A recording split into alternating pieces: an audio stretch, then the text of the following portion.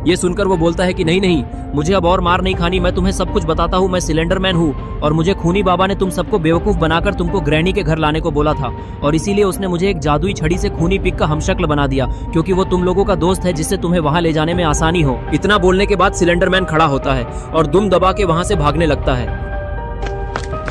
और सभी लोग उसको भागते हुए देखते रह जाते हैं। तभी बाबा बोलते हैं, खूनी पिग तुम देख क्या रहे हो, जल्दी से जाके अपनी बाइक से उसका पीछा करो, हम लोग भी अपनी अपनी गाड़ी से तुम्हारे पीछे आ रहे हैं। ये सुनते ही खूनी पिग अपनी बाइक स्टार्ट करता है और फुल स्पीड से सिलेंडर मैन का पीछा करने लग जाता है। लेकिन सिलेंडर मैन ग्रैनी के घर के एकदम पास पहुंच चुका है और खूनी पिग भी उसका पीछा करते करते ग्रैनी के घर के करीब आता जा रहा है। सिलेंडर मैन ग्रैनी के घर के सामने पहुंचकर खूनी पिग की तरफ मुड़ता है और जोर जोर से हंसने लगता है और फिर वो बोलता है कि तुमने यहाँ पे अकेले आके बहुत बड़ी गलती कर दी, तुम सब ने मिलकर मेरी बहुत सुताई की है जिसका बदला मैं वनहिरी अभी तुमसे लूंगा। अब तैयार हो जाओ मरने के लिए क्योंकि अब तुम जिंदा यहाँ से वापस नहीं जा पाओगे। तभी सिलेंडर मैन के सामने खूनी बाबा, Evil Nun, Mr Meat, Granny और ग्रैंडपा आ जाते हैं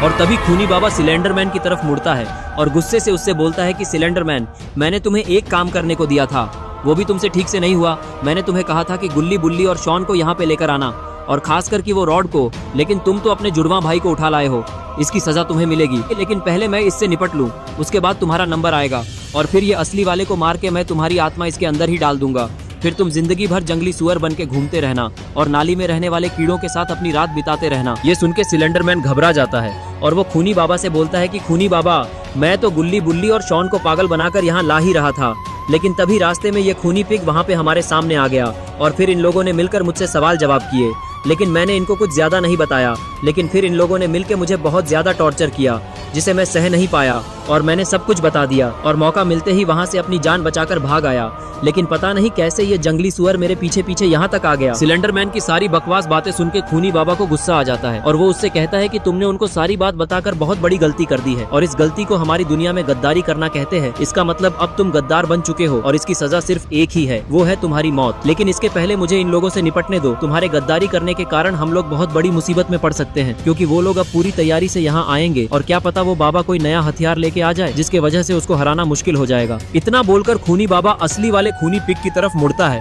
और उससे बोलता है कि तुम जब यहाँ अकेले आ ही गए हो तो अब तुम वापस जिंदा तो नहीं जा पाओगे, इसलिए मैं तुम्हें तुम्हारी जान बचाने का एक चांस देता हूँ। या तो तुम हमारे गैंग में शामिल हो जाओ या फिर अपनी मौत का तमाशा देखने के लिए तैयार हो जाओ और अगर तुम हमारी गैंग में शामिल हो गए तो मैं तुम्हें और भी ज्यादा शक्तिशाली बना दूंगा जिससे तुम वो बाबा और गुल्ली बुल्ली से अपना बदला ले पाओगे। लेकिन ग्रैंडपा को ये बात अच्छी नहीं लगती और वो बोलते हैं कि इस मलीच्छे सुअर को हमारी गैंग में शामिल होने का कोई हक नहीं है क्योंकि ये भी एक गद्दार है। इसने मुझसे ग्रैनी के बर्थडे के दिन गद्दारी की थी और हमें मरता छोड़ के भाग गया था। और इतना बोलकर ग्रैंडपा खूनी पिग के ऊपर हमला कर देते हैं और अपनी छड़ी को खूनी पिग की तरफ फेंक कर मारते हैं। लेकिन ग्रैंडपा का ये अटैक फेल हो जाता है क्योंकि खूनी पिग ग्रैंडपा की छड़ी को हवा में ही पकड़ लेता है और फिर वो उसकी बाइक से उतर के बोलता है कि ग्रैंडपा, अब आप बूढ़े हो चुके हो, अब आपका रिटायरमेंट का टाइम आ चुका है क्योंकि आप तो एक छड़ी भी अच्छे से नहीं फेंक पा रहे हो, तो आप गुल्ली बुल्ली को कैसे हरा पाओगे? लगता है मुझे आपको सिखाना पड़ेगा कि छड़ी कैसे फेंकी जाती है। और इतना बोलकर खूनी पिग ग्रैंडपा की छड़ी को उनकी तरफ ही फेंक देता है जिसके कारण वो छड़ी सीधे जाके ग्रैंडपा को लगती है जिसके कारण ग्रैंडपा संभल नहीं पाते और उल्टा होके गिर जाते हैं और वो छड़ी हवा में घूमकर सीधे ग्रैंडपा के पिछवाड़े में घुस जाती है जिससे ग्रैंडपा को बहुत दर्द होता है और वो दर्द के कारण चिल्लाने लगते हैं।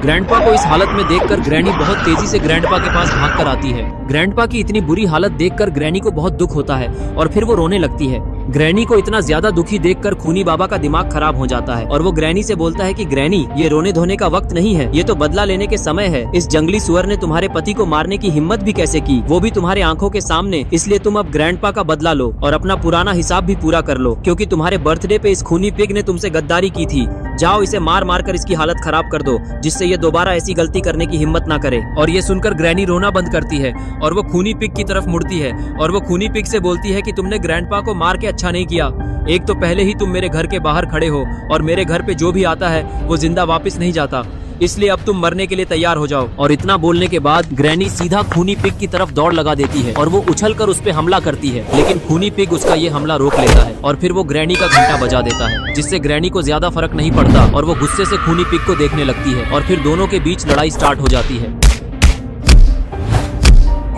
ग्रैनी से एक लात खाके खूनी पिग भड़क जाता है और वो ग्रैनी को नीचे गिरा के उस पे घुस्से बरसाने लगता है।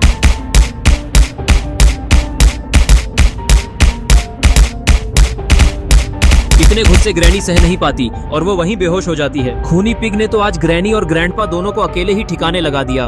लेकिन ये बात मिस्टर मीट को पसंद नहीं आती और वो खूनी पिग से बोलता है कि खूनी पिग, तुमने आज फिर से हम लोगों से गद्दारी की है और इसलिए मैं तुम्हें मार के तुम्हारा सारा मीट कुत्तों को खिला दूंगा। और तभी इविल नन बोलती है कि मिस्टर मीट, तुम इसको कुछ नहीं करोगे क्योंकि ये मेरा शिकार है। मैं बहुत टाइम से ये खूनी पिग का गला दबाने के इरादे में थी क्योंकि इसने हमेशा गुल्ली बुल्ली का साथ दिया है। और तभी खूनी बाबा बोलता है कि तुम दोनों चुप हो जाओ, तुम लोगों से एक काम तो ठीक से होता नहीं है। पहले भी मैंने तुम दोनों को गुल्ली बुल्ली को पकड़ने का काम दिया था, वो भी तुमसे ठीक से नहीं हुआ था और तुम दोनों की गलती के कारण वो हमारे चंगुल से भाग गए थे। अगर तुम दोनों पहले ही अच्छे से काम करते तो हमको आज ये दिन देखना ही नहीं पड़ता। और रही बात ये खूनी पिग की, तो इसको तो अब मुझे ही ठिकाने लगाना होगा क्योंकि इसने तो ग्रैनी ग्रैंडपा को भी आराम से हरा दिया और मैं नहीं चाहता कि ये तुम दोनों को मार के यहाँ से भाग जाए। खूनी पिग जैसे ही खूनी बाबा की बात सुनता है तो वो घबरा जाता है और वहाँ से अपनी बाइक पे बैठकर भागने लगता है। ये देखकर मिस्टर मीट खूनी बाबा से बोलता है, खूनी बाबा देखो वो मलिच्छा यहाँ से अपनी बाइक से भाग रहा, आप कुछ करिए जिससे उसका गला मेरे हाथों में हो और फिर मैं उसका मीट अपनी दुकान पे बेच सकूं। तुम चिंता मत करो मिस्टर मीट, ये गद्दार यहाँ से कहीं भागकर नहीं जा पाएगा, बस तुम देखते जाओ कि अब मैं क्या करता हूँ। और इतना बोलते ही खूनी बाबा अपनी छड़ी को जमीन में गाड़ देता है जिससे एक बिजली निकलती है और ग्रैनी के पूरे घर के आसपास एक शील्ड बन जाती है जिससे ना कोई अंदर आ सकता है और ना कोई बाहर जा सकता है। और फिर खूनी पिग जैसे ही उस शील्ड को पार करने की कोशिश करता है वो उससे टकरा जाता है और अपनी बाइक से नीचे गिर जाता है और घायल हो जाता है। खूनी पिग को घायल देखकर खूनी बाबा उसकी तरफ चलकर आता है और उसको देखने लगता है कि कहीं ये बेहोश तो नहीं हो गया। और खूनी पिग को होश में देखकर खूनी बाबा उससे कहता है कि तुम्हारे पास अभी भी एक आखिरी मौका है, तुम काफी ताकतवर हो, अगर तुम गुल्ली बुल्ली का साथ छोड़कर मेरा साथ देते हो तो मैं तुम्हें और ताकतवर बना दूंगा जिससे तुम्हें कोई नहीं हरा पाएगा। लेकिन खूनी पिग को ये बात कुछ खास पसंद नहीं आई और वो सीधे खूनी बाबा को उछलकर एक लात मारता है जिससे खूनी बाबा दूर जाके गिरता है। इतनी तेज लात खाकर तो खूनी बाबा का दिमाग घूम जाता है, लेकिन इससे उसको ज्यादा फर्क नहीं पड़ता और वो उठकर खड़ा हो जाता है और वो खूनी पिग से बोलता है कि मैं तुम्हें जिंदा रहने का एक आखिरी मौका दे रहा था, लेकिन अब तुम जिंदा नहीं बचोगे क्योंकि तुम उसके लायक नहीं हो। और इतना बोलते ही खूनी बाबा सीधा खूनी पिग की तरफ दौड़ के जाता है और पहले तो वो उसका फ्यूज उड़ाता है और फिर उसका उठाकर जमीन में घुसा देता है।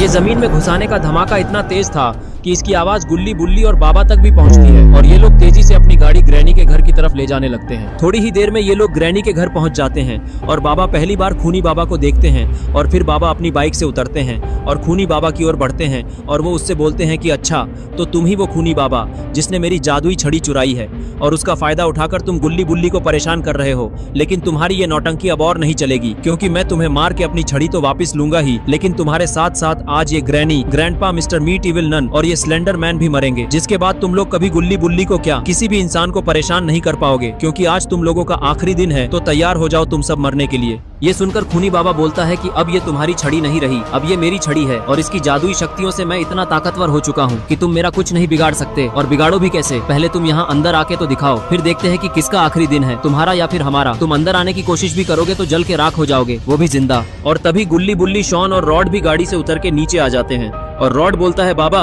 वो देखिए ये शील्ड तो आपके जादुई छड़ी से बनाई गई है और इसको तोड़ने के लिए आपके पास कुछ तो जुगाड़ होगा ही जिससे ये शील्ड टूट सके। और फिर बाबा बोलते हैं कि मुझे पता है कि इसको कैसे तोड़ना है, इसीलिए तुम लोग अब थोड़ा पीछे हो जाओ क्योंकि अब मैं इस शील्ड को तोड़ने जा रहा हूँ। अगर तुम लोग पीछे नहीं हुए तो तुम लोगों को चोट भी आ सकती है। बाबा की बात सुनकर ये सब लोग पीछे हट जाते हैं और फिर बाबा अपनी पोजीशन ले लेते हैं और फिर तभी